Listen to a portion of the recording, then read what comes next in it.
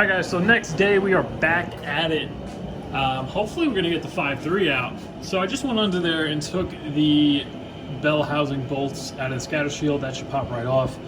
I'm going to try to pull the header out on this side, and then we got to go and remove the other one from the driver's side. And then from there, I think it's just the power steering hoses, the two motor mount bolts, and hopefully this isn't come out without a fight.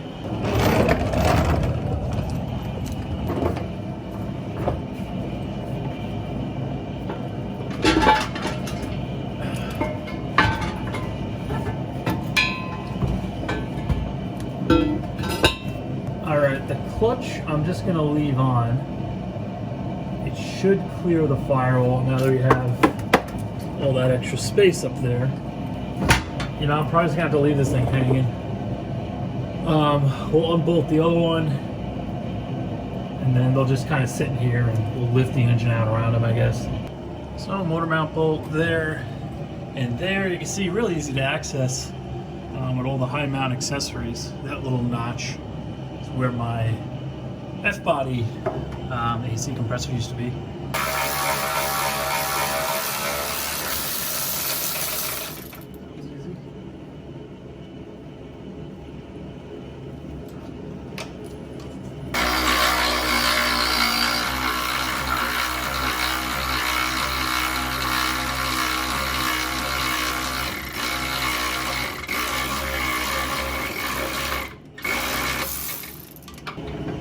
Too much weight on it. I gotta get a jack under it. But those two are out. I got a couple of zip ties on this side. And then I think it's just the power steering and this header.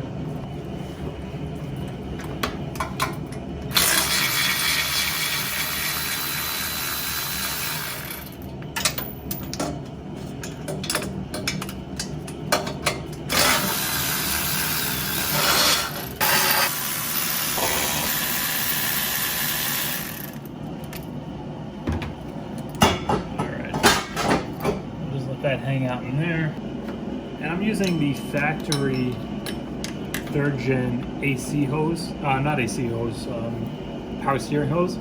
So the hard line coming off the box, that's the factory 3rd gen piece, and then I just kind of like bent it to fit into the Corvette pump.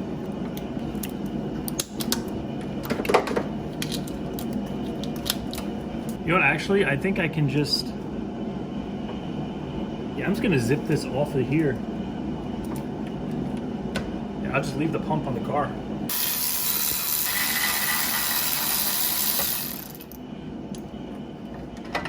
I think that's like the greatest thing about the swap. It kind of seems like a lot going into it, but once you complete it, your car is essentially converted for life. So, if you had to do an engine, or you want to do upgrades later on, the car's already wired for it. Plus, if you want to go to something bigger, say a 6.2 or a LS7, you start out with something small like a 4.8 or a 5.3 like I did. They're all externally the same. You just pull it out and drop the other one in. All the fuss with the wiring has already been taken care of. Everything's so like freaking scrunched together because the engine is leaning back. Battery line's off. This is just the fuel line. I can just kind of curl it back this way. I think we're pretty much ready. We're just going to hook the hoist up, get the weight off that mount on this side so I can slide the bolt out. And then that's it. I don't have a load leveler, so yeah. I think I'm just going to loop it through a stud. I gotta do a diagonal, otherwise it's gonna go all wonky because I don't have a load leveler.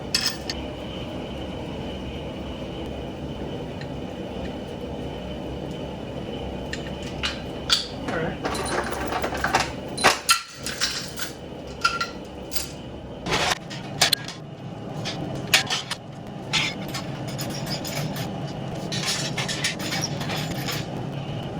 I like pulling these from the side.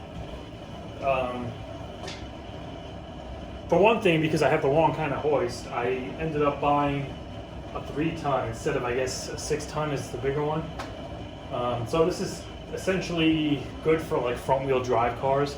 So the boom doesn't extend far enough out. But I got it at Harbor Freight. It was like $100 on sale. Then I realized it was the wrong one, but I had pulled the engine out of this car with this hoist. And I just simply do it from the side. For one thing, the boom doesn't extend far enough, so I have to go that way. But even with the correct capacity one, the front end on these cars is so long.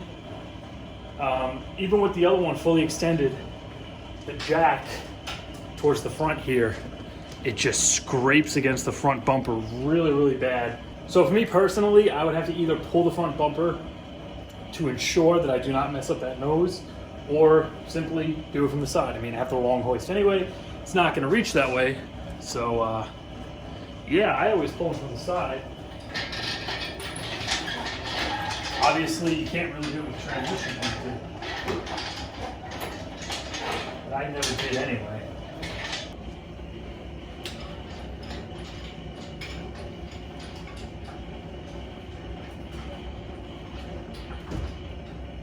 That might be enough. They're free.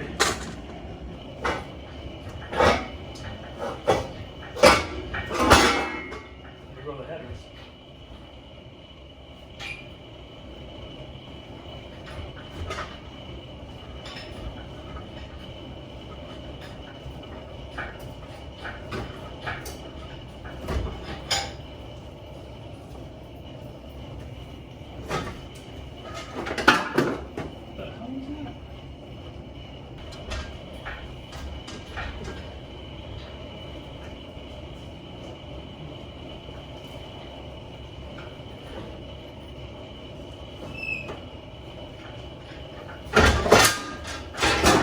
Headers are out.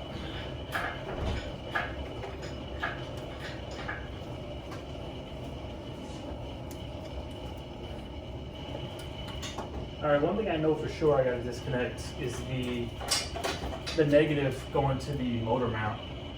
Just the way I bolted it down, I couldn't access it. So once I get it up high enough, I'm just gonna unbolt that. And that's literally the last thing holding this thing in. Getting real intimate with the AC box. Don't like that.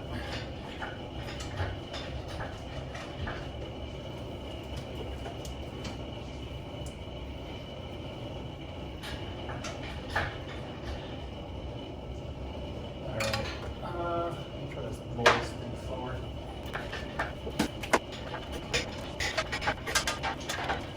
Yeah, so this thing hasn't been out of the car since like 2014. It went in NA with the stock 706 heads. I just put an LS1 cam in it, did new head gaskets, really nothing special, and factory 4th gen manifolds when it actually went in the car. Then obviously I went to the cam, I went to the 799 heads. Eventually got the blower. But all in all, I paid $300 for the long block off of Craigslist. And it did pretty damn good for all those years. Once we figure out what's wrong with it, we'll definitely be putting it in something else. So right here is where I grounded the battery. The way I put it, how the hell did I even get that on there? I think the motor mount may have kind of shifted afterwards, because that wasn't that close. I couldn't even get a socket on there.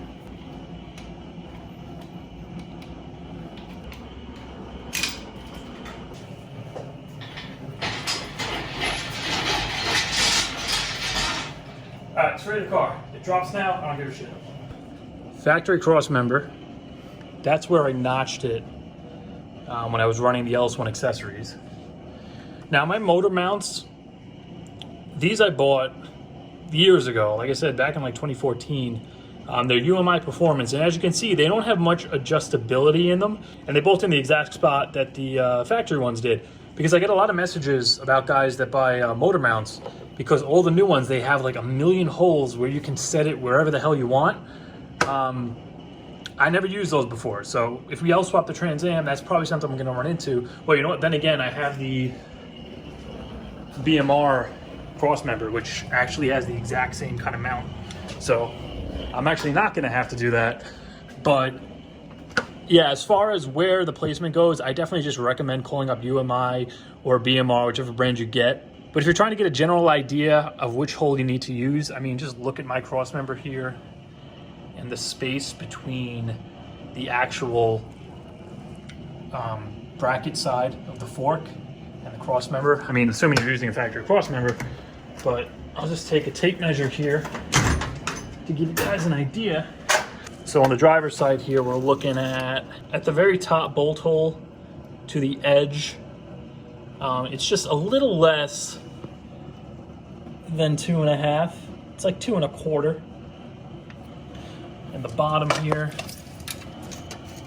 we're at pretty much 1 inch. So hopefully that'll give you some kind of idea where the kind of side of your motor mount should fall and which holes to use. When these came out, they were basically just drop the motor in, 4L60, T56, that's the end of it, figure out the rest. You can also see where I notched the back for the oil pan. And the whole reason for that is just because of the F-body pan, how far it goes over. It doesn't hang down like the truck pan. When I first put the car together and I would go to the track and really just get on it and launch the car, the motor mounts would flex and the corners of the pan here would actually rub into the cross member. That was actually happening with this notch. I didn't actually have the engine in here without notching it, just because dropping it in, it's extremely tight. I'm not even sure if you can clear it. I mean, I guess with a different motor mount, you probably can, but with these, the pan was just rubbing on the cross member. There was no way it was gonna clear. So I went to the semi-solid 4th gen mounts, and being these are firmer, they weren't as squishy as the rubber, so it actually raised it up enough where this part of the oil pan wasn't hitting the cross member. That is some thick shit. It looks pretty sparkly. Woo! There's like a chunk of something right there. Yep. My money is on a rod bearing. I think I'm just gonna let this thing hang here and drain overnight. And tomorrow, yeah, we'll come back and get back to work, swapping some stuff onto the 6.0.